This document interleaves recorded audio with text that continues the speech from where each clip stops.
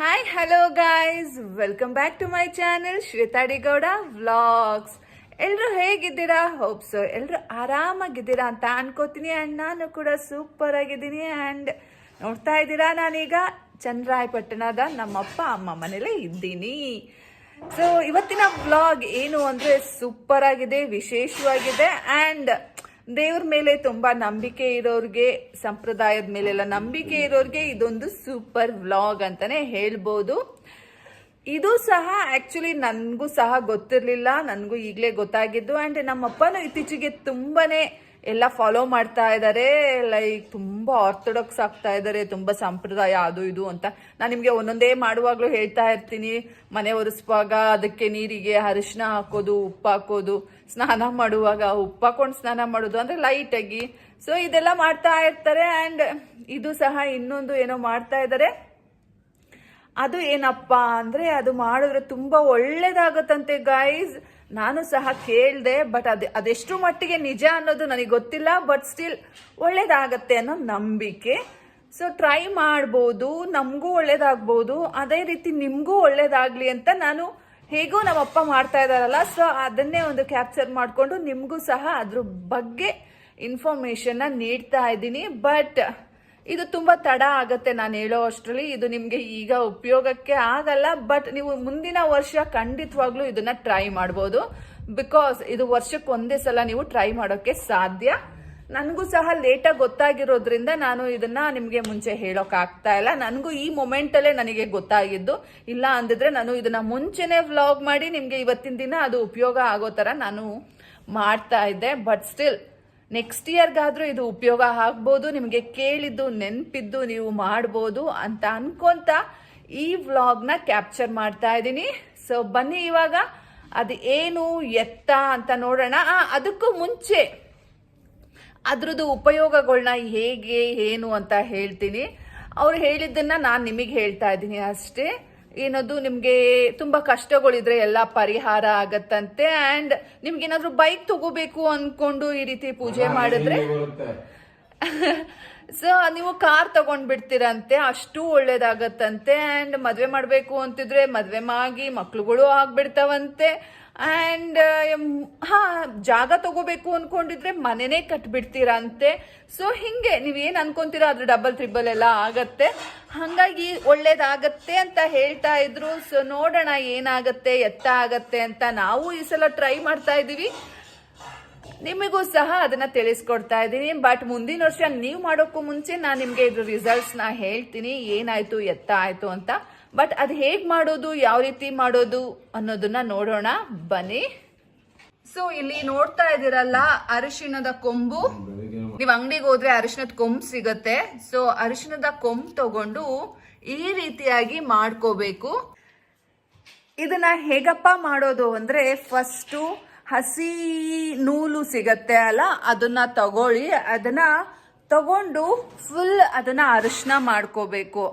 ಎಷ್ಟು ಮಾಡ್ಕೋಬೇಕು, ಏನ್ ಮಾಡ್ಕೋಬೇಕು ಅಂದ್ರೆ, ನಿಮ್ಮನೆ ಮುಂಬಾಗಿಲು ಇರುತ್ತಲ್ಲ, ಮೇನ್ ಡೋರ್, ಸೊ ಅದ್ರ ಸಮಕ್ಕೆ ಲೈಕ್ ಅಡ್ಡ ಬನ್ನಿ ತೋರಿಸ್ತೀನಿ. ಸೊ ಇಲ್ಲೇನು ನಾವು ಈ ಡೋರ್ ಎಡ್ಜ್ ಇಂದ ಈ ಡೋರ್ ಎಡ್ಜ್ ತನಕನು ದಾರಾನ ತಗೋಬೇಕು. ಐ ಮೀನ್ ಅಲ್ಲಿ ತನಕ ಅದನ್ನ ಕಟ್ಟಬೇಕು. ಸೊ ಅದು ನೀವು ಇನ್ನೂ ಸ್ವಲ್ಪ ಜಾಸ್ತಿನೇ ದಾರ ತಗೋಬೇಕಾಗತ್ತೆ. ಯಾಕೆ ಅಂದ್ರೆ ಮಧ್ಯ ಮಧ್ಯ ಗಂಟು ಹಾಕೋದಿರುತ್ತೆ, ಹಂಗಾಗಿ. ಸೊ ಅಷ್ಟು ದಾರನ ತಗೊಂಡು ಆ ಬಾಗ್ಲಿಗೆ ಆಗ್ಬೇಕು. ಅದ್ ಮೇಲ್ಗಡೆ ನಾವು ತೋರಣ ಕಟ್ತೀವಲ್ಲ ಆ ಅಳತೆಗೆ ಆ ದಾರ ಆಗ್ಬೇಕು. ಅಂಡ್ ಮೋರ್ ಓವರ್ ಅದು ಅರಿಶಿನ ಕೊಂಬು ಕಟ್ಟಾದ್ಮೇಲೆ ನಿಮ್ಗೆ ಆ ಸೈಜಲ್ಲಿ ಆ ದಾರ ಇರಬೇಕು. ಸೊ ಬಾಗ್ಲಷ್ಟು ದಾರ ತಗೋಬೇಕು, ಯಾಕೆಂದ್ರೆ ಅದಕ್ಕಿಂತ ಜಾಸ್ತಿನೇ ತಗೋಬೇಕು. ಬಾಗ್ಲ ತನಕ ಅದು ಕಟ್ಟೋ ತರ ಆಗ್ಬೇಕು. ಸೊ ನೀವು ಅದ್ರ ಡಬಲ್ ದಾರ ತಗೊಂಡು ಟ್ರೈ ಮಾಡಿ. ಅಂಡ್ ಆ ಬಾಗ್ಲ ಸಮಕ್ಕೆ ಕಟ್ಟಿದ್ರೆ ಆಯ್ತು.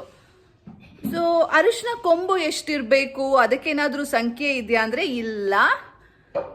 ನೀವು ಎಷ್ಟು ಬೇಕಾದ್ರೂ, ನೀವು ಬೇಕು ಅಂದ್ರೆ ಫುಲ್ ಬಾಗ್ಲು ಅದು ಏನು ತೋರಣ ಬಂದಿದೆಯಲ್ಲ ಅದೇ ರೀತಿ ಬಂದ್ರೂ ಆಗತ್ತೆ. ಇಲ್ಲ ಅಂದ್ರೆ ಬರೀ ಸೆಂಟ್ರಲ್ಲಿ ಸ್ವಲ್ಪ ಅರಿಶಿನ ಕೊಂಬು ಕಟ್ಬಿಟ್ಟು ಆ ದಾರನ ಆ ಕಡೆ ಈ ಕಡೆ ಸ್ಟ್ರೈಟಿಗೆ ಕಟ್ಟೋ ಥರನೂ ಮಾಡ್ಕೋಬಹುದು. It depends on you. But ನಮ್ಮ ಅಪ್ಪ ಹೇಗೆ ಮಾಡಿದ್ದಾರೆ ಅಂದ್ರೆ ಫುಲ್ ಬಾಗ್ಲಿಗೆ ಅರಿಶಿನ ಕೊಂಬು ಬರೋ ಥರ ಕಟ್ಕೊಂಡಿದ್ದಾರೆ. ಬನ್ನಿ ತೋರಿಸ್ತೀನಿ. ನೋಡಿ, ಇದು ಫುಲ್ ದೊಡ್ಡ ಇದೆ. ಸೊ ನಮ್ಮನೆ ಬಾಗಿಲಿಗೆ ಫುಲ್ ಆಗತ್ತೆ ಇದು. ಸೊ ಈ ರೀತಿ ಅರಶಿನ ಕೊಂಬನ್ನ ದಾರಕ್ಕೆ ಕಟ್ಕೋಬೇಕು, ಆಯ್ತಾ? ಸೊ ಇದನ್ನ ಕಟ್ಕೊಂಡು ಆಮೇಲೆ ಪೂಜೆ ಮಾಡಬೇಕು. ಇದನ್ನ ಇವಾಗ ನಮ್ಮಪ್ಪಗೆ ಪೂಜೆ ಮಾಡಕ್ಕೆ ಕೊಡ್ತಾ ಇದ್ದೀನಿ. ತಗೊಳ್ಳಿ.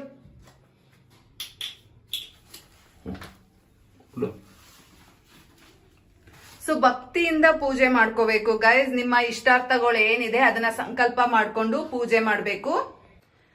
ಸೊ ಆ ಮಂತ್ರ ಏನಪ್ಪಾ ಅಂದ್ರೆ ಓಂ ಗ್ರಾಂ ಗ್ರೀಂ ಗ್ರೌಂ ಸಹ ಗುರವೇ ನಮಃ. ಈ ರೀತಿ 108 ಸಲ ಅದನ್ನ ಜಪ ಮಾಡಿಕೊಂಡು ನಾವು ಸಂಕಲ್ಪ ಮಾಡಿಕೊಂಡು ಆಮೇಲೆ ಅದನ್ನ ನಮ್ಮ ಮನೆಯ ಮುಂಬಾಗಿಲಿಗೆ ಕಟ್ಟಬೇಕು. ಸೊ ಇದನ್ನ ಯಾವಾಗಪ್ಪ ಮಾಡಬೇಕು ಅಂದ್ರೆ ಅದೇ ಇರೋದು ಇಲ್ಲಿ ಟ್ವಿಸ್ಟ್ ಗೈಸ್. ಅದಕ್ಕೆ ನಾ ಹೇಳಿದ್ದು ನಿಮ್ಗೆ ಹೇಳೋಕೆ ಸ್ವಲ್ಪ ತಡ ಆಯ್ತು ಅಂತ. ಇದನ್ನ ನಾವು ವರ್ಷಕ್ಕೆ ಒಂದೇ ಸಲ ಮಾಡಕ್ಕಾಗೋದು, ಅದು ಯುಗಾದಿ ಹಬ್ಬದ ದಿನದಂದು. ಅದರಲ್ಲೂ ಬೆಳಗ್ಗೆ ಸೂರ್ಯ ಉದಯ ನಂತರ ಅಂಡ್ ಸೂರ್ಯಾಸ್ತ ಆಗೋ ಮುಂಚೆ ಈ ಒಂದು ಪೂಜೆನ ಮಾಡಿ ನಾವು ಸಂಕಲ್ಪ ಮಾಡ್ಕೋಬೇಕು.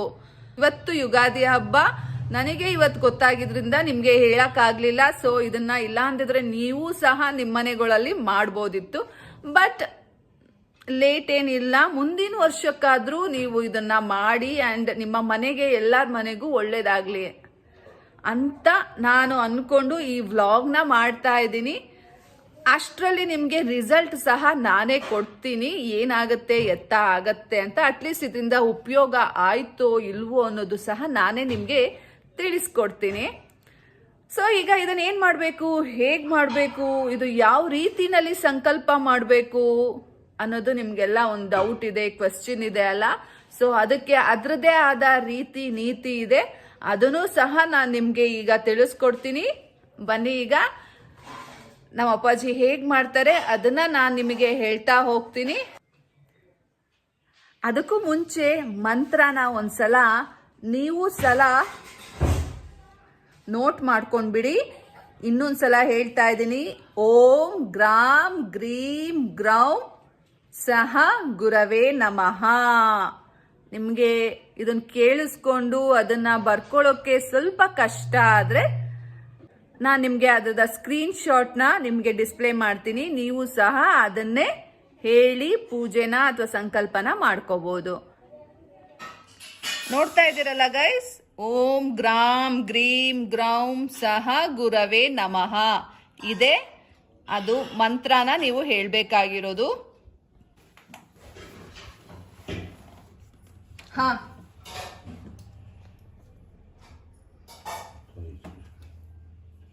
ಓಂ ಗ್ರಾಂ ಗ್ರೀಂ ಗ್ರಂ ಸಹ ಗುರವೇ ನಮಃ. ಓಂ ಗ್ರಾಂ ಗ್ರೀಂ ಗ್ರೌಂ ಸಹ ಗುರವೇ ನಮಃ. ಓಂ ಗ್ರಾಂ ಗ್ರೀಂ ಗ್ರೌಂ ಸಹ ಗುರವೇ ನಮಃ. ಓಂ ಗ್ರಾಂ ಗ್ರೀಂ ಗ್ರೌಂ ಸಹ ಗುರುವೇ ನಮಃ. ಓಂ ಗ್ರಾಂ ಗ್ರೀಂ ಗ್ರೌಂ ಸಹ ಗುರವೇ ನಮಃ. ನೋಡ್ತಾ ಇದ್ದೀರಲ್ಲ, ಇವಾಗ ನಮ್ಮ ಅಪ್ಪದು ಪೂಜೆ ಆಗಿದೆ. ಸೊ ಪೂಜೆ ಮಾಡಿಕೊಂಡು ಸಂಕಲ್ಪ ಮಾಡ್ಕೊಂಡು ಬಂದಿದ್ದಾರೆ. ಇವಾಗ ಏನು ಮಾಡ್ತಾರೆ ಅಂತ ನಾವೀಗ ನೋಡೋಣ. ಸೊ ನಾ ಹೇಳ್ದೆ ಅಲ್ಲ ಎಷ್ಟು ದಾರ ತಗೋಬೇಕು, ಯಾವ ರೀತಿ ಕಟ್ಟಬೇಕು ಅಂತ ನೋಡಿ. ಈ ರೀತಿಯಾಗಿ ನಾವು ಕಟ್ಟಬೇಕಾಗತ್ತೆ. ಮನೆಯ ಮುಂಬಾಗಿಲಿಗೆ ಮೇನ್ ಎಂಟ್ರೆನ್ಸ್ ಡೋರ್ ಯಾವ್ದಿರುತ್ತಲ್ಲ ಆ ಡೋರಿಗೆ.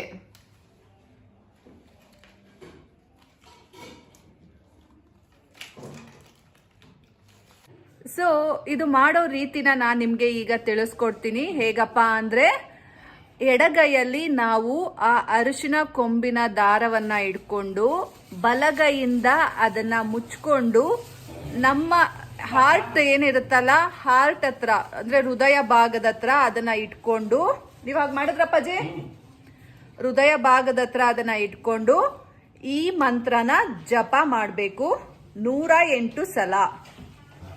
ಯಾವುದದು ಮಂತ್ರ ಹೇಳ್ತೀನಿ. ಓಂ ಗ್ರಾಂ ಗ್ರೀಂ ಗ್ರೌಂ ಸಹ ಗುರವೇ ನಮಃ. ಸೊ ಈ ಮಂತ್ರನ ನಾವು ಜಪ ಮಾಡಬೇಕು. ಆಮೇಲೆ 108 ಸಲ ಜಪ ಮಾಡಬೇಕು ಗೈಸ್. ಬಟ್ ಇದನ್ನ ಮಾಡ್ಬೇಕಾದ್ರೆ ಒಬ್ರು ಕೈಲೇ ಆಗಲ್ಲ. ಸೊ ನಾವು 2 ಕೈನೂ ಯೂಸ್ ಮಾಡ್ತಾ ಇದ್ದೀವಿ ನಮಗೋಸ್ಕರನೇ, ಆ ಮಂತ್ರ ಹೇಳೋಕ್ಕೋಸ್ಕರನೇ. ಅವಾಗ ಸೊ ನಮಗೆ ಇನ್ನೊಬ್ರು ಸಹಾಯ ಬೇಕಾಗುತ್ತೆ. ಇದನ್ನ ಕೌಂಟ್ ತಗೊಳಕ್ಕೆ ಬೇರೆಯವ್ರ ಸಹಾಯ ಬೇಕೇ ಬೇಕು. ಏಕೆಂದ್ರೆ ಒಂದ್ ಕೈಯಲ್ಲಿ ಇಟ್ಕೊಂಡಿರ್ತೀವಿ, ಇನ್ನೊಂದ್ ಕೈಯಲ್ಲಿ ಅದನ್ನ ಕ್ಲೋಸ್ ಮಾಡ್ಕೊಂಡಿರ್ತೀವಿ, ಹಂಗಾಗಿ ಕೌಂಟಿಂಗ್ ಸಿಗಲ್ಲ. ಸೊ ಏನಪ್ಪಾ ಮಾಡ್ಬೇಕು ಅಂದ್ರೆ ಬೇರೆಯವ್ರ ಸಹಾಯ ತಗೊಂಡು ಕೌಂಟಿಂಗ್ ತಗೋಬೇಕು. 108 ಸಲ ಕೌಂಟಿಂಗ್ ತಗೊಂಡು ಜಪ ಮಾಡಿ ಆಮೇಲೆ ಪೂಜೆನ ಕಂಪ್ಲೀಟ್ ಮಾಡಬೇಕು. ಇದನ್ನ ನೀವು ಸೂರ್ಯಾಸ್ತಕ್ಕೂ ಮುಂಚೆ ಮಾಡಬೇಕು. ಸೊ ಬೆಳಗ್ಗೆ ಉದಯ ಆದ್ಮೇಲೆ, ಆಮೇಲೆ ಸೂರ್ಯ ಅಸ್ತಕ್ಕೂ ಮುಂಚೆ ಯಾವಾಗ ಬೇಕಾದ್ರೂ ಮಾಡ್ಬೋದು. ಈ ರೀತಿ ಸಂಕಲ್ಪ ಮಾಡ್ಕೊಂಡು ಮಾಡೋದ್ರಿಂದ ಯುಗಾದಿ ಹಬ್ಬದ ದಿನದಂದು ಮಾತ್ರ ಈ ರೀತಿ ಮಾಡೋದ್ರಿಂದ ಒಳ್ಳೇದಾಗತ್ತೆ ಅನ್ನೋ ನಂಬಿಕೆ ಇದೆ. ಬಟ್ ಅದನ್ನ ನಾನು ನಿಮ್ಗೆ ಟೆಸ್ಟ್ ಮಾಡಿ ಹೇಳ್ಬೇಕಾಗತ್ತೆ. ಸೊ ನೋಡೋಣ, ರಿಸಲ್ಟ್ಸ್ ನಾನು ಹೇಳ್ತೀನಿ. ಅಂಡ್ ಇದು ಎಲ್ಲಿವರೆಗೂ ಇರ್ಬೇಕಾಗತ್ತೆ ಈ ಅರಿಶಿನ ಕೊಂಬು ಅಂದ್ರೆ, ನೆಕ್ಸ್ಟ್ ಇದೇ ಇಯರ್ ಗೌರಿ ಗಣೇಶ ಹಬ್ಬ ಬರುತ್ತಲ್ಲ, ಸೊ ಗೌರಿ ಗಣೇಶ ಹಬ್ಬದ ತನಕ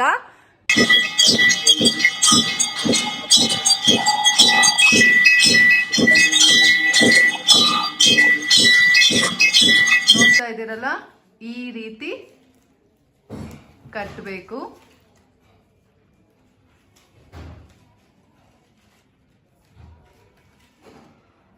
ಈ ರೀತಿ ಕಟ್ಟೋದ್ರಿಂದ ಮನೆಯ ಎಲ್ಲಾ ರೀತಿ ಕಷ್ಟಗಳು, ನೀವು ಯಾವ್ದ್ಯಾವ್ದು ಬೇಡ್ಕೊಂಡಿರ್ತೀರಾ ಆ ಕಷ್ಟಗಳೆಲ್ಲ ನಿವಾರಣೆ ಆಗಿ ಅದಕ್ಕೆ ಡಬಲ್ ಟ್ರಿಬಲ್ ಒಳ್ಳೇದು ಆ ದೇವರು ಕರುಣಿಸ್ತಾನೆ ಅನ್ನೋ ನಂಬಿಕೆಯಿಂದ ಈ ರೀತಿ ಮಾಡ್ತಾ ಇರೋದು.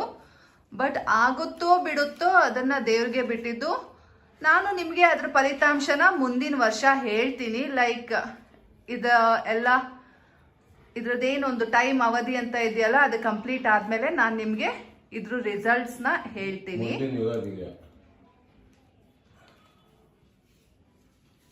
ನೋಡಿ, ಈ ರೀತಿಯಾಗಿ ನಾವು ಬಾಗಿಲಿಗೆ ಕಟ್ಟಬೇಕು.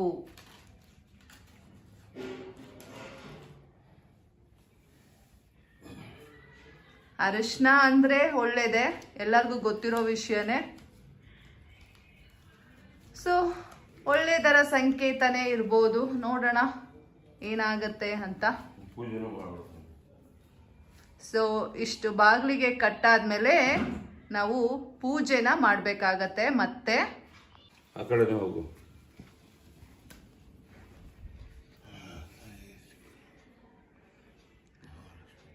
ನೋಡ್ತಾ ಇದ್ದೀರಲ್ಲ, ಈ ರೀತಿ ಪೂಜೆನ ಸಲ್ಲಿಸಬೇಕು.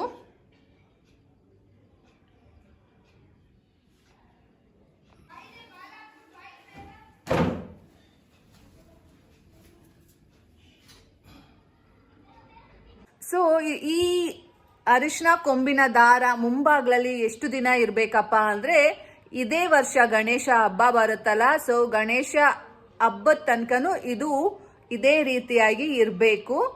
ದಿನ ಪೂಜೆ ಮಾಡಬೇಕು. ಸೊ ನಿಮ್ಮ ಮನೆ ಯಾವ ರೀತಿ ದಿನ ಪೂಜೆ ಮಾಡಿ ಬಾಗ್ಲಿಗೆಲ್ಲ ಪೂಜೆ ಮಾಡ್ತಿರಲ್ಲ, ಅದೇ ರೀತಿ ಪೂಜೆ ಮಾಡಬೇಕು. ಗಣೇಶನ ವಿಸರ್ಜನೆ ಮಾಡೋ ದಿನ ಅಂದ್ರೆ ಆಡ್ ನಂಬರ್ ಅಲ್ಲೇ ಅಲ್ಲ ವಿಸರ್ಜನೆ ಮಾಡೋದು. ಇಲ್ಲ ಮೊದಲನೇ ದಿನ ಮಾಡ್ತಾರೆ, ಇಲ್ಲ 3ನೇ ದಿನ ಮಾಡ್ತಾರೆ, ಇಲ್ಲ 5ನೇ ದಿನ ಮಾಡ್ತಾರೆ.